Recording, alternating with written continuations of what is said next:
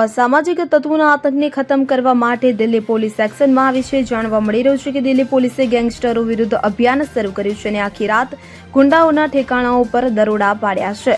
આ મામલે દિલ્હીમાં ગેંગસ્ટર લોરેન્સ બિશ્નોઈ, કૌશલ ચૌધરી ગેંગ, હિમાંશુભાઈ ગેંગ, કાલા જાથેરી, હાશિમ બાબા, ચેનુ gang, Gogi gang, Neeraj બાવનિયા, ટિલ્લુ તાજપુરિયા gang સાથે સંકળાયેલા સક્રિય અને વોન્ટેડ ગુનેગારોના છુપાયેલા ઠેકાણાઓ પર દરોડા પાડવામાં આવ્યા છે। દિલ્હી પોલીસના સ્પેશિયલ સેલ અને ક્રાઇમ બ્રાન્ચની ટીમે સ્પેશિયલ સ્ટાફ અને સ્થાનિક પોલીસ સ્ટેશનની સાથે મળીને શૂટર્સ અને ગેંગસ્ટરો સાથે સંકળાયેલા ગુનેગારો વિરુદ્ધ આ કાર્યવાહી હાથ ધરી છે।